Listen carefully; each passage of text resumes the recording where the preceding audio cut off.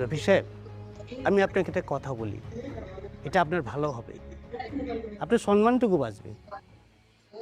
আপনি এক কাজ করেন, আপনার মেয়েকে ওর সাথে বিয়ে দিয়ে দেন।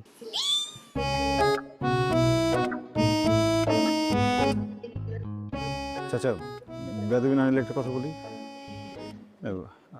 আমি মানি আমি একটা চিঠি দিছি, কিন্তু চিঠিটা তো একটা পুরো পৃষ্ঠা ছিল, অর্ধেকটা আপনাদের হাতে আর অর্ধেকটাতে আমার।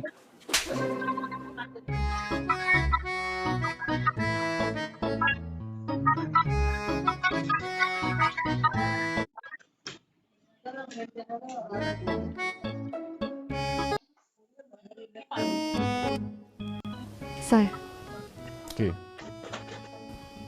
আপনি কি আমার উপর এখন রেগে আছেন? রেগে থাকাটা কি অস্বাভাবিক? না স্যার, কিন্তু আমি তো এখন আপনার ছাত্রী নাই, আমি তো আপনার বউ। তো অপ্রয়োজনীয় কথা কেন বলো তুমি? হ্যাঁ, প্রয়োজনীয় কথা যদি না থাকে আমার সাথে কথা বলবা না, বোঝা গেছে? চুপচাপ এখানে শুয়ে ঘুমাও, আমি আছি ওদিকে। আপনি এখান থেকে যাবেন না, প্লিজ আপনি এখান থেকে যাবেন না। আমি এখান থেকে যাবো। না যাব না, বলছি না যাবো। আপনি যদি এখান থেকে যান, আমি আমার আম্মুর কাছে বিচার দিয়ে দিব, আর আম্মুর আপনার কাছে পড়াবে না। তুমি কি পাগল? হ্যাঁ, এটা কি তোমার আম্মুর বাসা? ভুলে গেছো আমি তোমাকে বিয়ে করে আমার বাসায় নিয়ে আসছি, তুমি আমার বউ। তোমার আম্মু পড়তে দিবে না, এটা কি বলো তুমি? আসলে তো আমি তো আপনার বউ হই। আচ্ছা, আমি বউ হিসেবে আপনার একটা রিকোয়েস্ট করি। হুম।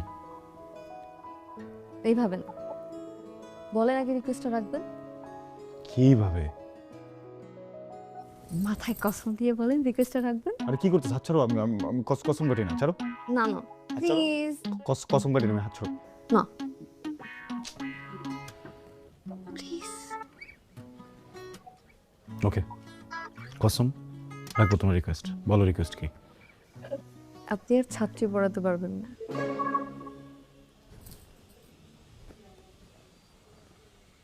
মানে কি? মানে আপনার ছাত্রী পড়ানো নিষেধ।